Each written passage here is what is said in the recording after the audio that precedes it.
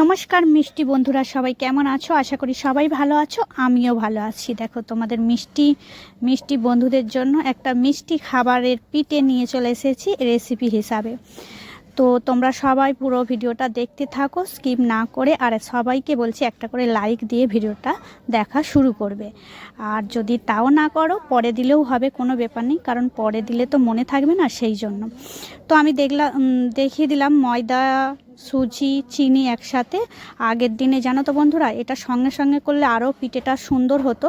এটা যেহেতু আগের দিনে ভিজানো ছিল, মানে করার টাইম ছিল না। এটা সেই পার্বণের দিন, মানে পৌষ মাসের যে সংক্রান্তি দিন, মকর সংক্রান্তি দিনে, মানে অনেক পিঠের ঝামেলা ছিল বলে এটা মাখানো রয়েই ছিল। তো দেখো, আমি তার পরের দিনে আমি এটা সব করে নিচ্ছি। এতে কিন্তু বৌদি ভিজিয়ে রেখেছিল, যে চিনি, ময়দা, সুজি একসাথে ভিজিয়ে রেখে দিয়েছিল, আর আগের দিনে করা হয়নি, সেই জন্য তার পরের দিনে করলাম। দেখো, আমি হাফসাওয়া দেখলেই তো কুসুম কুসুম জলকে গরম করে নিয়েছি, নিয়ে আমি এটাকে ভালো করে মাখাবো। যেহেতু এটা শক্ত শক্ত হয়েছিল, তো প্রচুর একটু প্রবলেম হয়েছিল, শক্ত ডেলা ডেলা হয়ে গিয়েছিল, একটু করতে পিঠেটা প্রবলেম হয়েছিল।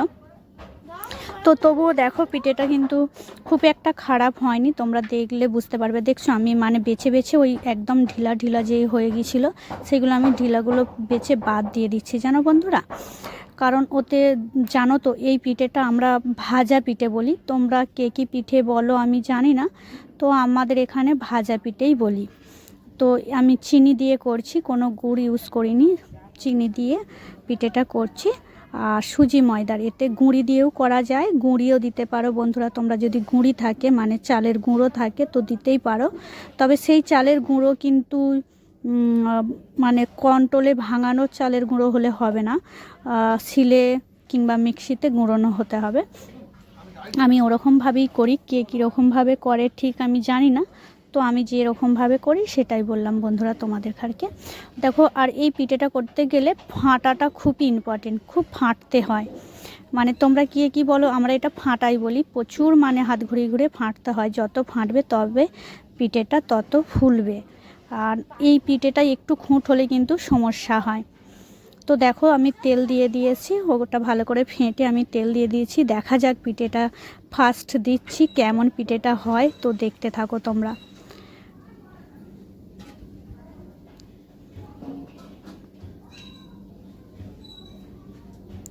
পিঠেটা মোটামুটি হবে, কারণ খুব একটা হয়তো ভালো আসবে না, তবু কিন্তু কম খারাপও হয়নি। তো দেখতেই পাচ্ছ, পুরো একদম ফুলে উঠেছে, উঁচু হয়ে উঠে পড়েছে। আর যেহেতু আগের দিনে ওরকমভাবে মাখানো ছিল, তো মানে মাখানোটা যদি ভালোভাবে ফাটা থাকতো তাও হতো, মানে পুরো শক্ত করে এমনি একটু জাস্ট জল দিয়ে সুজি আর ময়দাকে ভিজিয়ে রাখা হয়েছিল ভালো করে, মানে একদম শক্ত হয়ে গিয়েছিলো। তো আমার অনেকটা টাইমও লেগেছিলো এগুলো বেছে বেছে ফেলতে, পুরো মানে ডেলা ডেলা হয়ে গেছিলো, শক্ত হয়ে ওগুলোতে পিঠে দিলে হতো না। তো আমি চেষ্টা করলাম তবু এরকমভাবে পিঠেটা করার। তো একদিন অবশ্যই চালের গুঁড়ির পিঠে করে আমি অবশ্যই দেখাবো। সবাই সব রকম এই শীতে ভিডিও দিচ্ছে পিঠের, আমার এখনও পিঠে সেইভাবে দেওয়া হয়নি, তো ভাবলাম এটা যখন আছে তো দিই, তোমাদের সামনে ভিডিওটা তুলে ধরি। আমি কিন্তু নিজের হাতে আমি পিঠে কিন্তু খুবই খেতেও ভালোবাসি আর করতেও ভালোবাসি, কিন্তু আমার একটু হাতের প্রবলেমের জন্য এখন আমি নিজে চাল গুঁড়াতে পারি না বন্ধুরা। আমি নিজে শিলে চাল গুঁড়িয়ে পিঠে করি, আমি এটাই ভালোবাসি। আমার এই মিক্সিতে বলো এতে বলো আমার যেন পোষায় না, আমার মনে হয় যে শিলে গুঁড়ানোর টেস্টটা আলাদা।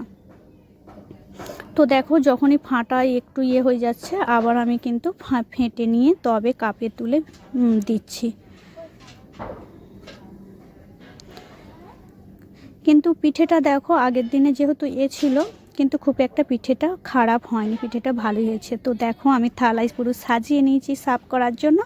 তো ভিডিওটা অবশ্যই যদি ভালো লেগে থাকে বন্ধুদের সঙ্গে একটু শেয়ার করে দিও, আর ছোট্ট কমেন্ট করে জানিয়ে দিও। তোমাদের মিষ্টি কমেন্টের জন্য আমি অনেক অনেক আশায় থাকি। আমি বারবার দেখি আমার বন্ধুরা কে কী মিষ্টি কমেন্ট করেছে। তো ভিডিওটা যদি একটুকু ভালো লেগে থাকে বন্ধুদের সাথে অবশ্যই শেয়ার করো। তো ভিডিওটা এই পর্যন্তই ছিল। সবাই ভালো থেকো, সুস্থ থেকো আর সাবধানে থেকো। আর কি বলবো বলো তো বন্ধুরা, এতক্ষণ তোমরা ভিডিওটা আমার দেখলে তার জন্য তোমাদের অনেক অনেক অনেক ভালোবাসা। আর পুরনো বন্ধুরা তো আছোই, নতুন বন্ধুদেরও অনেক অনেক ভালোবাসা।